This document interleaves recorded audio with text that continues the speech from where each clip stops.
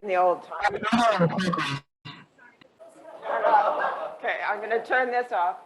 What we were listening to as our background music in preparation for our Bible study was a piece by George Frederick Handel called Samson and Delilah. It was an oratorio that he wrote. He had been writing operas and light operettas in London at this time. And the mood had shifted in London and gotten a little bit more puritanical, you might say. So in order to cater to his audience, he took the story of Samson and Delilah and he made it an oratorio rather than an opera. And that sort of got it past what people thought was acceptable for this totally, really sort of sexed up story of Samson and Delilah. So I thought I would delight you with that aria this morning and give you a little introduction to where we're starting. I've made copies of Judges 13, 1 through 25. I'm not sure we'll get much past verse 7 today. This is a wonderful text, reappraised by feminist critics of the Bible a great deal in the last number of years. So it's received a tremendous amount of attention from biblical critics, both prior to that time and especially in the last, say, 50 years of my life. And I do have text. I've got some extra text here, Rhonda. So that you can keep notes. So shall we get started? Sure, let's get started. Yeah, why not? Okay, we are talking about, for the next 2 weeks, 2 of the miraculous birth narratives in the Bible. We are beginning with the miraculous birth narrative of Manoah's wife, the Annunciation to Manoah's life, which is found in Judges 13. And then next week, we will be looking at Luke 1.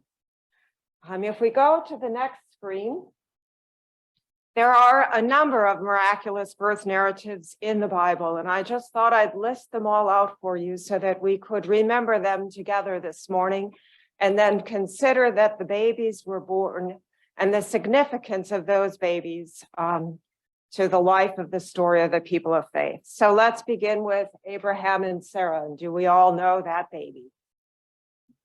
And you all remember the promises that God made to Abraham and Sarah at that time to bless them with many, many nations. And then Sarah had been barren for so many years, as they said in the old days, and they still translate it that way. And then as a very, very old woman, Sarah gave birth to Isaac. And do any of you remember Sarah's response upon hearing this as she was hidden in the tent as God was entertaining the angels? It's a wonderful short little verse. And Sarah laughed. Okay. All righty. And then there is Rebecca. Rebecca is one of the 2 wives. There's Leah and there is Rebecca. And Rebecca is the beloved wife, the wife of Jacob, I believe, or maybe, and the son of Isaac. And she is soon to become, she has been infertile. Leah, her sister, and her handmaid, and Leah's handmaid have been giving birth to all these male children, and she has not been able to have a baby. And then the angel visits her, and she has 2 sons, Joseph and Benjamin, and she dies having Benjamin. And, oh, I'm missing a story here. We go to Rachel, and she's the mother of Joseph. And then we go to Manoah's wife, who's the mother of Samson. And as we get into that story, we will hear that he is to be a Nazirite. And that may be a new word to you, but I do want to point out to sort of the significance of this Nazirite sort of caste of people or order of Israelites, because there's Hannah, who is the mother of Samuel, who is chosen to be a Nazirite or determined to be a Nazirite. And then there is also the story of Zechariah and Elizabeth, which precedes the Annunciation to Mary in the first chapter of Luke. And Elizabeth is the mother of John the Baptist. And then there is Mary. So there are 3 Nazirites in a row here. There is Samson, and then there is Samuel. And then the next miraculous birth story that we come upon is actually in the Gospels, and that is the story of John the Baptist. So as you're thinking about it, let's go to the next story, the next slide, actually. Why look at the book of Judges right now? And this was a very fascinating list to me as I started reading commentaries preparing for this Bible study. And I'm wondering, if you read through this list, can you think of any things that are going on in our world that remind you of this list? So tension and strife between rival groups, okay, in the Middle East or anywhere else? You have any candidates in mind for that category? Disputes over land and territory. I think the major one right now is the Ukraine and Russia, although that's numerous places happening. Uncertainty over the roles of men and women in this world. Power-hungry political leaders. You have any candidates to nominate, or would you prefer to remain silent on that score? Child abuse, spousal abuse, senseless and excessive violence. I mean, there were 5 people shot in a bar last night in Colorado Springs. Male political or corporate leaders who chase women. Jeffrey Epstein and Harvey Weinstein and any other political leaders come to mind. Excessive individualism. Okay, moral confusion and social chaos would be. And all of these are described at length and in depth and with great glorious detail, you might say, in the book of Judges.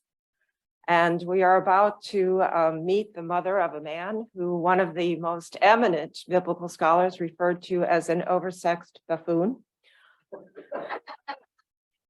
So, I mean, it helps to have a sense of humor when you start to take a look at this story.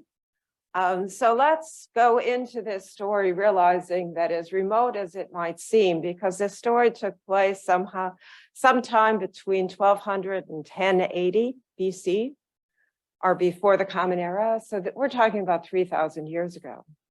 But people haven't changed all that much since then. And our world might be organized differently, but sin is still rampant in this world. So let's go to the next slide.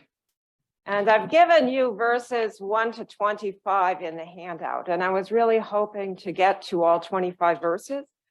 But then I realized that this was an extraordinarily rich text, and I didn't want to be doing what's called low-level flying in my family through the text, like we do on the highways in North and South Dakotas, before we let it rip in Montana.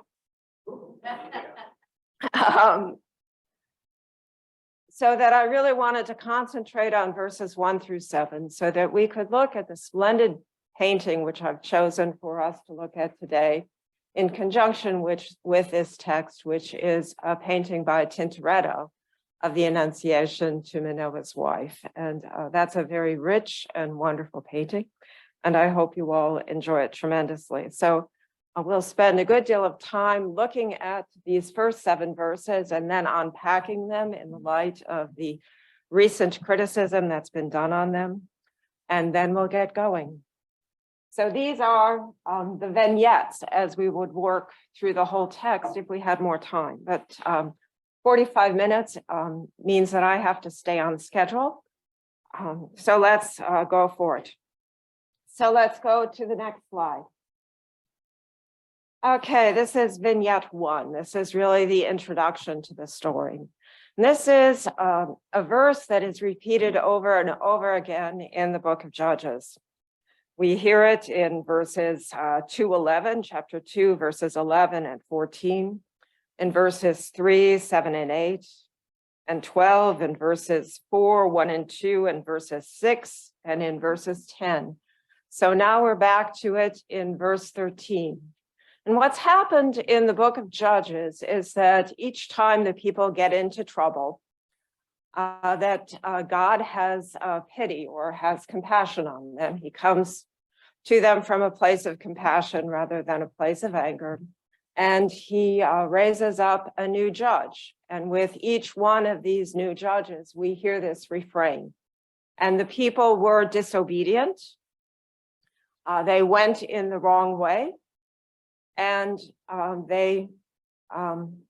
then God raises up a new judge to deliver them. Generally, in these introductions, the people cry out for help. So if we read through this verse, do I get a reader here? Anyone willing to read on short notice? Amy? Oh, okay. So our people. The Israelites again did what was evil in the sight of the Lord, and the Lord gave them into the hand of the Philistines 40 years. Okay. So the Israelites again did what was evil in the sight of the Lord, and the Lord gave them into the hand of the Philistines for 40 years. Now, just to give you a little historical background here, the Philistines are part of the Sea Peoples, which rose up all over the Mediterranean at this time period and brought down civilizations in Manoah and in Egypt. And here they are causing trouble in Israel. So the Israelites are facing them. So these are who the Philistines are. Okay. Have you heard any stories that include the words 40 years? Okay, do I have somebody who can tell me a little bit about the most famous of those? Well, the flood is 40 days and 40 nights. That's a very good story to bring up. Are there any other stories that talk about wandering in the wilderness? Okay. Alrighty, and that's in the book of Exodus. So we have the flood in the book of Genesis, and we have the Exodus in the book of Exodus, of course. So let's move on to the next slide. This is the background. Okay. Do I get another reader? Let's glory in this text because this may be as far as we get.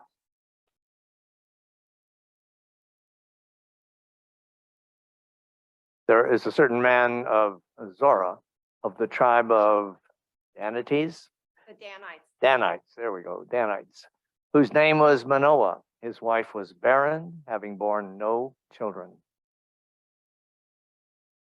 You want me to keep going? Well, that's another introduction. I can tell you a little bit about that verse. A certain man of Noah or Zorah of the tribe of the Danites. One of the things to remember in the book of Judges is that when you read through it, there are really 12 judges that are appointed, and each one comes from one of the different 12 tribes of the people of Israel. So now we are with the judge that actually comes from the tribe called Dan, who is one of the children of Jacob. Okay, so let's keep going. And his name is Manoah. So he's a named character. And the angel of the Lord appeared to the woman and said to her, although you are barren, having borne no children, you shall conceive and bear a son. Okay. Well, this is really the greeting.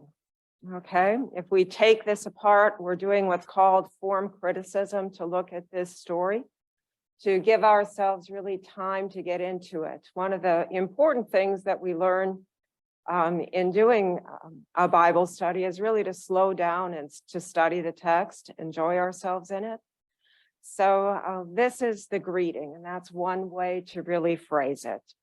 So this is the problem of barrenness or infertility, which has been a painful problem in this world for a very long time.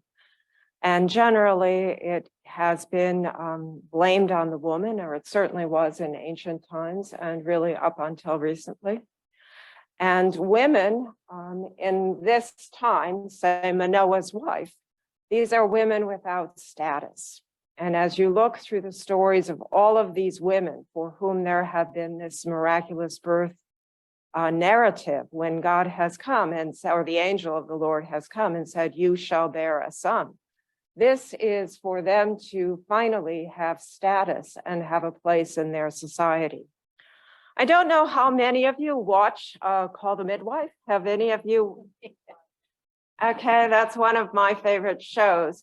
And there is a wonderful 2-hour Christmas special set in South Africa that really explores the gravity of this problem for women in a society where they are defined by their fertility. So this is a very, very painful problem for Manoah's wife, and it creates a very, very painful social situation for her because she is a woman without status. So, kind sir, if you'll continue, if you're... Oh, I'm sorry. Now be careful not to drink wine or strong drink, or to eat anything unclean. 5, for you shall conceive and bear a son. No razor is to come on his head, for the boy shall be a Nazarite to God from birth. It is he who shall begin to deliver Israel from the hand of the Philistines. Okay. So let's enjoy this next set. Here is the promise and the message. The promise is a son, and God is endlessly giving us promises, and over again, God keeps his promises. Okay. And then the message is about eating or drinking wine or strong drink, or eating anything unclean. Now, we do have a lovely expectant mother here. Have you heard any of food prohibitions or drinking prohibitions at your prenatal clinics since you've been going? The only thing this woman hasn't been told to do is to take vitamins or start eating vegetables in the right amounts before she intends to get pregnant to prevent spina bifida. But she is given very strict instructions, part of which will keep her healthy through this pregnancy, and then part of which also are a promise as to the continued behavior for this child.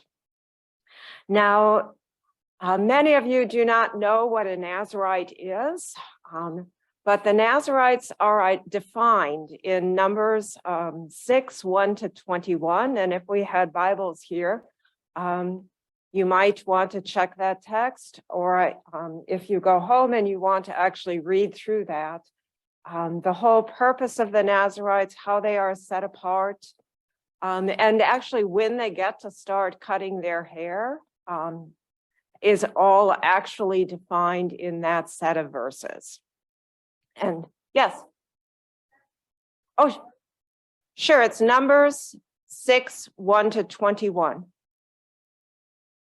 Okay. So then let's talk about the promise. Okay. It is he who shall begin to deliver Israel from the hand of the Philistines. So let's really dwell on 2 words here. One is begin, okay? And then what does it mean to deliver? Okay, do you remember where the Israelites are right now? They've crossed the Red Sea. They have entered into Canaan, the land of the Canaanites. But they are not in full control of the land of the Canaanites, and they keep having to either fight off either the Canaanites or, in this instance, the Philistines. So they are not in possession. of the land. So if you were to think about what they would be delivered from, what would they be delivered from?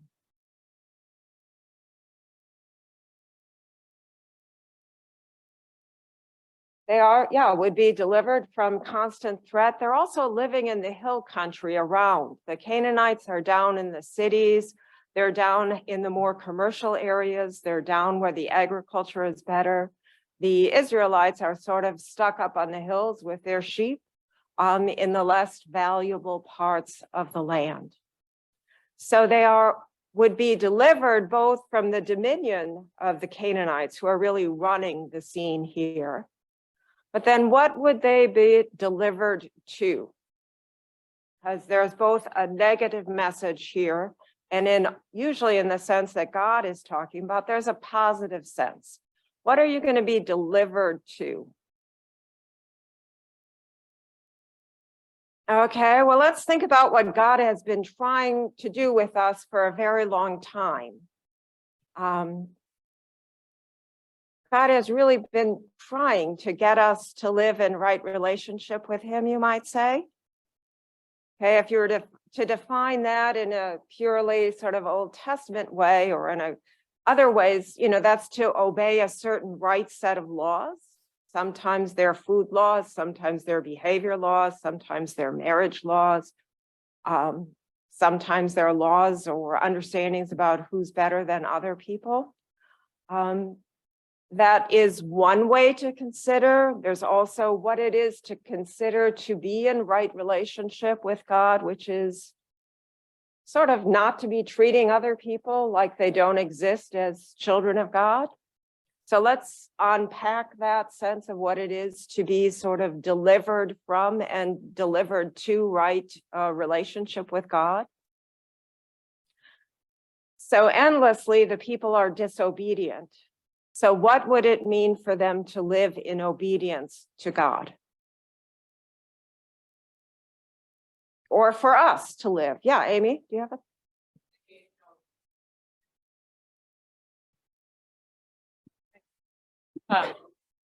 The sense of, God keeps saying, well, I have this great inheritance for you, and I have this land that you can have, but, there are some stipulations about doing justice and like how you are to enter in order to be able to enter that land. So it's sort of, God has this thing waiting for us.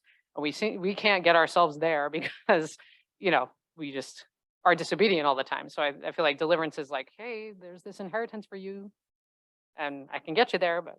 Yeah, that's a great way to get at it. Let's also sort of unpack this word and add the words justice and righteousness.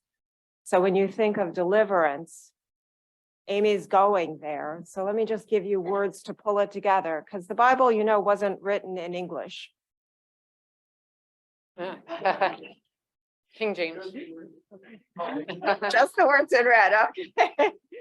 So sometimes it helps us to really get a better sense of where the text is going if we unpack the words, like Amy gave us a sense of the stories behind it, and then also to give us additional words that are words that will give us a better sense of what's involved in to deliver the people is to become a judge. To be a judge is to bring justice.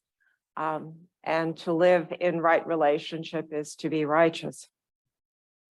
Okay, so let's go on to the next slide. And then we'll get to the picture, and that will be more fun. Okay. I'll just read this so we get through it. Then the woman came and told her husband, a man of God came to me, and his appearance was like that of an angel, most awe-inspiring. I did not ask him where he came from, and he did not tell me his name. But he said to me, you shall conceive and bear a son. So then drink no wine or strong drink, and eat nothing unclean, for the boy shall be a Nazarite to God from birth to the day of his death. Okay, now how many of you good people played telephone tag as children? Okay, so if you compare these two messages on your sheets, what's been left out here?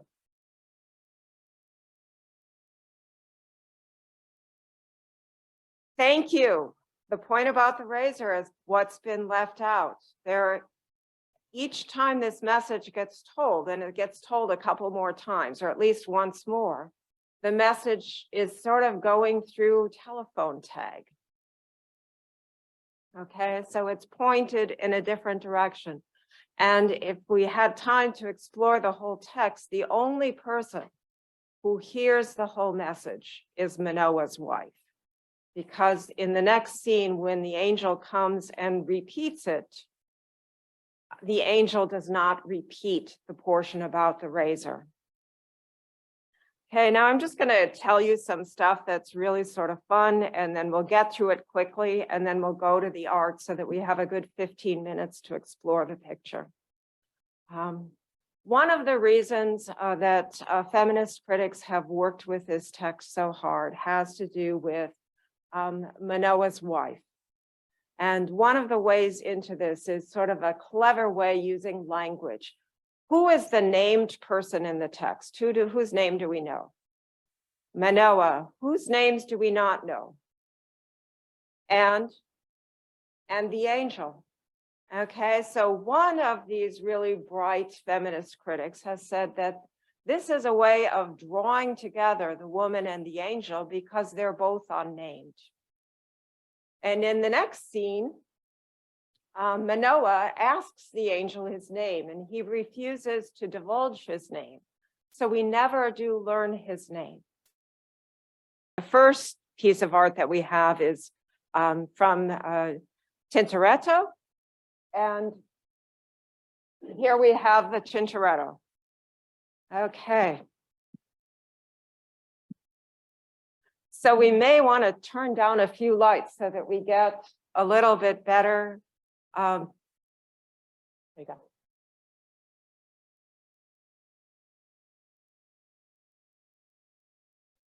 I can look at the picture too. And if Amy can get ready to sort of pass out or walk around with the mic so people we can be a more interactive class. So what do you see? Let's concentrate first on the foreground here. My light's not working very well, but we have two figures. Okay, since the painting's entitled Manoah and the Angel, or who are we seeing? Right.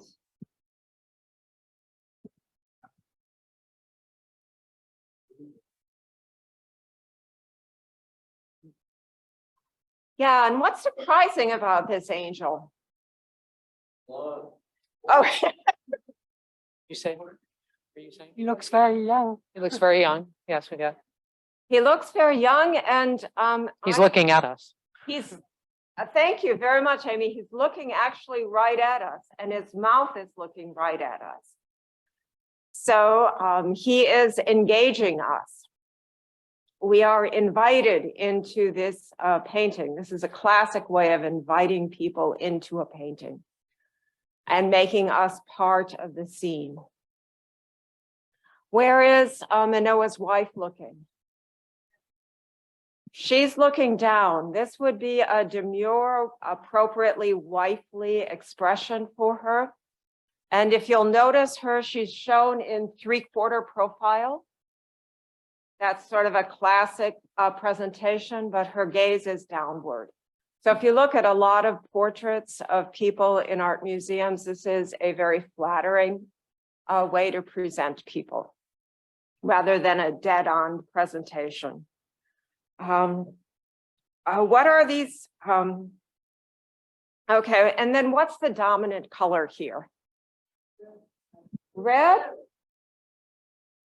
Blue. Okay, well, let's start with blue, okay? Because blue is what I first noticed about this painting, okay? And this is Tintoretto is working in Venice in the 16th century, I believe. And blue has been, for years, it's been a very, very expensive pigment to work with. It has been made of lapis lazuli, It's called ultramarine because it comes from beyond the seas. And blue is reserved for the most important and religious paintings. So if you think of Annunciation scenes, when you see pictures of Mary, what color is Mary generally wearing? Blue. She's generally wearing blue, and she has a gold halo. And the gold would have been made with a gold type of paint, another extraordinarily expensive material to work with. So one of the ways that the artist is signaling that this is a very important scene is simply by this significant amount of this extraordinarily expensive pigment, which he's lavished on the canvas. So and in Christian iconography, the ultramarine pigment is known as Marian blue. It has its own name. Okay. What else do you notice about Manoah's wife? I learned a special term, and maybe I'll just give it to you. She's got a little of what we'd call the décolletage showing here. Okay. And there's a white lace, sort of filmy layer over her breast, her bosom, as we might say in the old days. And that's actually a garment. It's called a camicia, and it was standard in this time in Renaissance Italy. And it was worn underneath clothing so that clothing wouldn't get dirty. It was also used as a nightdress. Okay, what else do we notice? Who appears to be firmly attached to the earth and who appears to not be firmly attached to the earth? Okay, in my mind, the angel looks like he's coming in for a landing. Yeah, I mean, it looks like an ice skater preparing to land, you know, front first forward, hoping to stick this landing. Okay. I was wondering what the point of her foot, but it's, I guess, to show that she's grounded. She's like, her foot is on the ground. You know, it's Yeah, like, and I noticed her second toe is quite a bit longer than her first toe.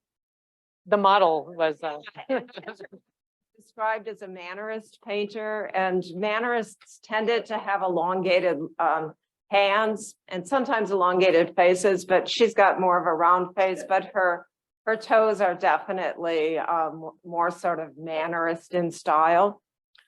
Okay, one of the other things that you'll notice in art terms is that her right arm is foreshortened. Okay, and partly that's to get her in perspective in the painting. Otherwise, it would be sticking out too far. But that's a foreshortened arm in terms of length as compared with her left arm. All righty. Now, what about the angel? What's he's wearing?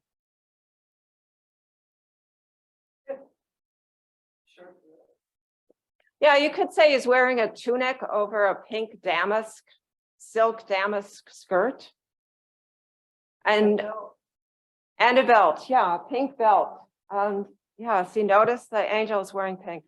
But you realize that this artist has put extraordinarily expensive materials on these two figures, because the only way to get that kind of sheen, if you're actually painting from a scene, is to be using a silk, either brocade, damask, or a kind of cloth, because a wool is not going to have that kind of sheen to it. It doesn't reflect the light in the same way. It could be velvet, yeah. And Amy already pointed out, I keep double checking my notes so I don't forget anything, is that his mouth and his eyes are looking right at us, both to draw us in. And I think also he's about to give his message. So who's the intended target of the message? The woman, but also us. Okay, so we've sort of got a triangle going here with the woman and the angel and us. We're the third person in this painting. He's sort of broken the wall, yeah.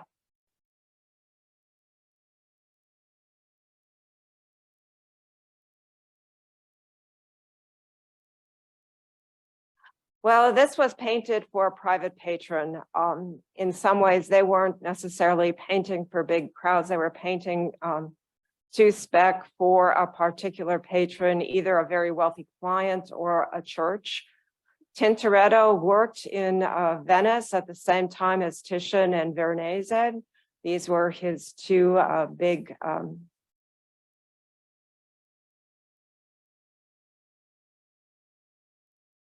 to some extent. Generally, they would do up sketches to get a sense of what they wanted to put in it, put in the drawing or the picture. They'd start with sketches, work out all the technical details in the sketches, and then do a light sketch to see where the light was going to come from. And then they would also do a sketch or sometimes a small painting for their patron to make sure that the actual painting would be accepted and would be paid for, was critical. This painting was painted as to be hung as a pair with another painting called Judah and Tamar, which is also an Old Testament story from the book of Genesis. And Judah does not come off well in that scene. Judah's one of the sons of Jacob, and he does not at all come off well. Okay, so those two paintings were a pair.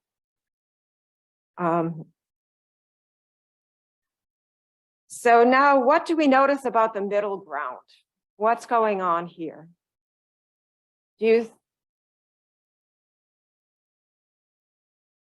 Right, there are actually 4 cows hidden in the scene if you sort of look carefully.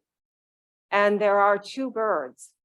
And the bird on the tree, do you see how that both the trees and the bird frame both the angel and Manoah's wife?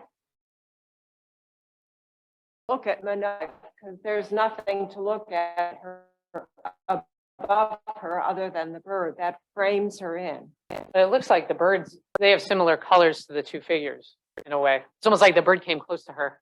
The Yeah, one and the bird with and the the bird- reddish, like orangey Yeah, color. Yeah. And red is always the most powerful color in a painting, and both of those birds have red in them. So that draws our gaze to them as well. Okay. And the bird, the animal, nature does not seem surprised at what's going on. Okay, now let's find the horizon line and the background. We've been focusing on the foreground and the middle ground. Now let's move towards the background. What do we see in the back? Yep, we see the beams of light on the horizon line, and I need to see how we're doing for time.